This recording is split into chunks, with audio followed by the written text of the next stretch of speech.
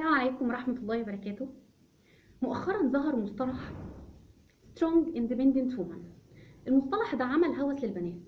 بقى كل البنات عايزة تبقى شخصية قوية وشخصية مستقلة بذاتها وشخصية مش معتمدة على حد.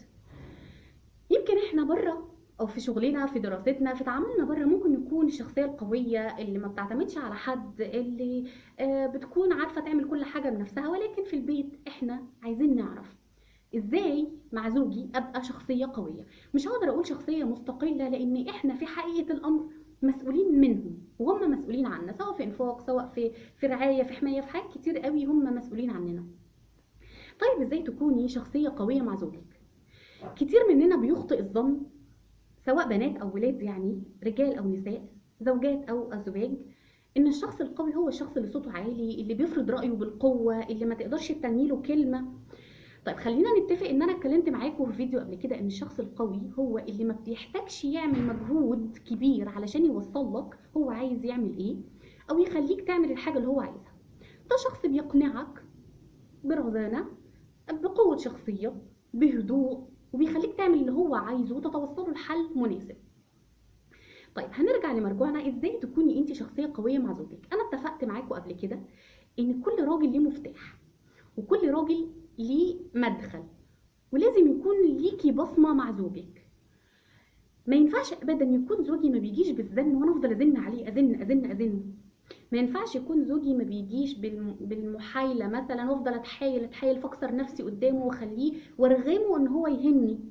ما ينفعش ابدا يكون زوجي من الشخصيات اللي صوتها عالي واجش في التعامل، ويلاقيني بتعامل معاه اللي هو حاضر انا مش هعمل كده تاني وحوارات. عارفين انتوا، لان الراجل لما يلاقي الست اللي قدامه مكسوره قوي ما بيطبطبش عليها، لا بيكسر اكتر. هي نفس بشريه، طبيعه. مش كل الرجاله والا من رحم ربي، ولكن انا بتكلم في العام. مفيش راجل بيلاقي ست مش عارفه تتعامل معاه وبيديها مفاتيح عشان تتعامل معاه، لا هو بيزهق. الرجاله بتزهق بسرعه. علشان تعرفي تكوني شخصيه قويه معاه لازم تعرفي مفاتيحه، لازم تعرفي امتى تتكلمي وامتى تسكتي، امتى تضحكي وامتى تعيطي، امتى تتكسري وامتى يكون عندك عزة نفس. ما ينفعش لا انت ما تعملش معايا كده، مش انا اللي تعمل معايا كده. علشان تعرفي مفاتيحه لازم يكون عندك ذكاء، وزي ما اتكلمت معاكم قبل كده الذكاء في العلاقات اهم بكتير من الحب. يعني سواء العلاقة بين الراجل وزوجته الذكاء فيها مطلوب اهم من الحب. الذكاء مطلوب في العلاقات الأسرية، في الاجتماعية، في الزوجية، في العاطفية، في كل حاجة في حياتنا احنا محتاجين ذكاء. الحب نسبي لكن الذكاء ثابت. تمام؟ طيب لو في راجل ما ينفعش تتعاملي معاه غير بشخصيته، هينفع تتغيري؟ اه هينفع تتغيري. كان زمان ستي وستك وتيتا وجدو وامي، ربنا يبارك لكم في امهاتكم ويرحم الاموات منهم، يعني كانوا بيقولوا المسايسه. ده كان مبدأ انك تسايسي الراجل. المسايسه دي حاجه خرافيه.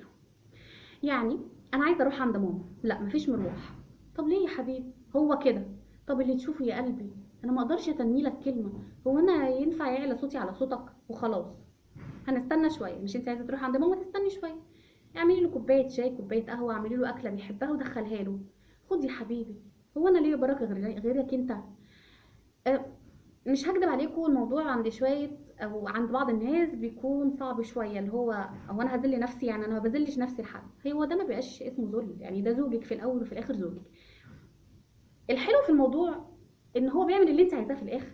يعني ما تفتكريش ان هو ما لا بيعمل اللي انت عايزاه، الا من رحم ربي. في رجاله بتعند، في رجاله طبعها عينه، بس ما اظنش ان انت هتستخدمي معاه الطريقه اللينه دي وهيبقى يعند معاكي. اصلا هيعند ليه؟ الراجل بيعند لما يحس ان الشخصيه اللي قدامه او الست اللي قدامه بتحاول تفرض سيطرتها، بتحاول تقول له انا قويه. الست الذكيه ما تقولش لزوجها انا قويه، دي تقول له انا ضعيفه. بس هي عارفه ان هي بضعفها دي قويه، عارفه انها بكسرتها مجبوره، عارفه انها بطيبتها وغلبانتها دي بتعمل كل اللي هي عايزاه برغبته هو، وبامر منه هو، وبرضا منه هو. ما تستعرضيش وتقولي لا انا ما فيش حاجه تكسرني. ما تقوليش لا ده هو انت تقدر، انت ما انا حدش يمشي كلمه عليا. لا، يمشي كلمته عليكي علشان هو القوام عليكي، وده بامر من ربنا مش منك انت. وانا مش طالعه عشان اقول اسمعي كلام جوزك خالص، انا ماليش علاقه بالقصه دي، اسمعي ما تسمعيش دي حاجه براحتك او بتاعتك، لكن انا داخله او طالعه بقول في اساليب للراجل تتعاملي بيها. ما ينفعش تاخدي كلمتين من صاحبتك، من جارتك، من اختك عملتهم مع جوزها وتجري تطبقيها مع جوزك خالص. كل زوج ليه طريقه تعامل، ليه كتالوج خاص بيه، هتعرفيها من عشرتك معاه، هتعرفيها من المواقف اللي عدت بيها، هتعرفيها من حاجات هو بيقولك عليها، هتعرفيها من حاجات كتير. مش من اول الجواز هتعرفيها، معروف جدا ان اول سنه جواز اصعب سنه جواز، فلازم تكوني على درايه بمفاتيحه، لازم تجربيه. الراجل بيتجرب. يعني انا هجرب الاسلوب ده مع جوزي، ما نفعش خلاص هركنه. هجرب الطريقه دي مع جوزي، ما نفعتش هركنها. مش من الذكاء ابدا ان انا اجرب طريقه مع جوزي ما تنفعش اجربها تاني، يمكن تنفع، لا مش هتنفع خلاص، هي ما نفعتش من اول مره. مش هعمل مشاكل في حياتي، ومش هعمل خناقات وخلافات وهركب نفسي غلط. لا، انت مش في حل لده. انت متجوزه عشان اعصابك تهدى، عشان دماغك تروق، علشان تبني بيت، علشان تبني اسره، علشان تساعديه. طيب ايه الاساليب اللي ممكن اتبعها مع زوجي؟ ممكن اتبع اسلوب زي ما قلت لك، المسايسه ده اساسي، يعني مفيش حاجه، المسايسه اساسي.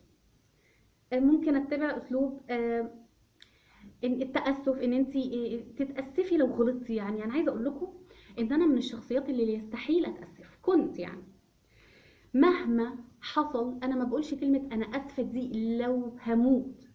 بس مع الوقت لقيت نفسي ايه ده، لما تزوجت يعني قلت ايه ده، ايه اللي انا بعمله ده؟ طب ما انت غلطانه. هو انت مش عايزاه لما يغلط يتاسف لك؟ لا، ده انت لازم تتاسفي. خلي بالك انت بتاثري في زوجك زي ما هو بيأثر فيك، يمكن انت بتأثري فيه اكتر، لان هو الراجل بطبيعه الحال لما بيتجوز وبيطمن الست اللي معاه دي بتبقى جزء زي امه. فحاجات كتير بياخدها منك لا شعوريا. هتلاقيه بياخد منك كلمات، هتلاقيه بياخد منك صفات، هتلاقيه بياخد منك لزمات كده، قفشات، ردود افعال. هياخد منك حاجات كتير كأنه طفل صغير. فالطفل ده لو معلمتيهوش صح ولو معرفتيش مفاتيحه، صدقيني مش هيحس ان هو بامان معاكي، مش هيحس ان هو حاسس برجولته معاكي. من اكتر الحاجات اللي تخلي عندك شخصيه مع زوجك انه يحس انه راجل عليكي.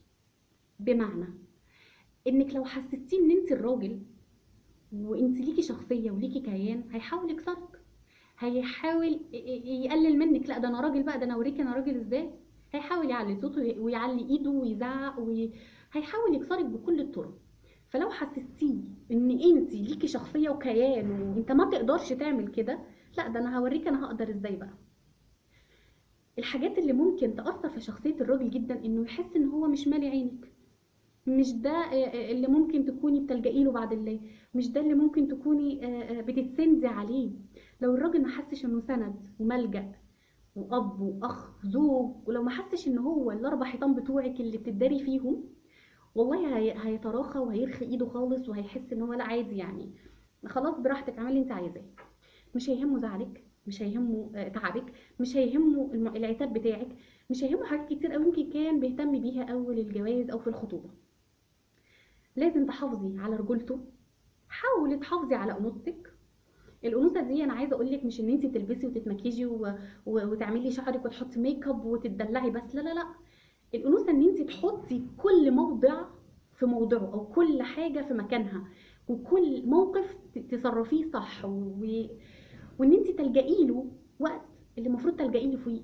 يعني ما ينفعش ابدا يحصل موقف تتخانقي مثلا في الشارع، او حد يضايقك في العماره بتاعتك او حاجه، وتطلعي بقى ماسكه عصايه ولا سكينه وراحه تتخانقي. لا خلاص، انت عندك راجل، انت فين جوزك؟ انت عندك راجل.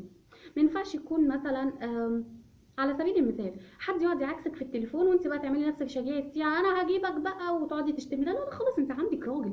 حاجات تافهه جدا. الراجل بيحب يحس ان هو انا الراجل بتاع مراتي، انا السبع بتاعها، انا حامي الحمى. الحاجات دي لو ما عرفش يحسها معاكي هيدور يحسها بره. ما انا راجل بقى، انا عايزه احس ان انا راجل، عايزه احس ان انا مرغوب، عايزه احس ان انا مرهوب، عايزه احس ان هي بتحبني وبتحترمني وبتخاف عليا وعلى زعلي وبتعملي اللي انا عايزه. فخلي بالك دايما ان في حاجات لو ما لقاهاش فيكي، مش هقولك ان هو يبص بره او بسهوله يعني، او يروح يدور عليها بره، ولكن تدريجيا هتنتهي بالنسبه له. مش هيحاول انه حتى يعملها عشان يرضيكي من باب الرضا. حاولي تحافظي على انوثتك، حاولي تحافظي على ذكورته هو وعلى رجولته. حاولي ان انت ما تستخدميش مفاتيح غلط. ادرسي جوزك كويس قوي، اعرفي ايه المفاتيح اللي تنفع معاه واحتفظي بيها. جربيه، الراجل بيتجرب. حاولي لما تجربي حاجه وتفشل ترميها، ما تجربهاش تاني، خلاص مش هتنفع، ما تجربيش اكتر من كده. حاولي تتعاملي بذكاء، ما تتعامليش بحب قد ما تتعاملي بذكاء. بيوت كتير قوي اتبنت بذكاء، ما اتبنتش بحب.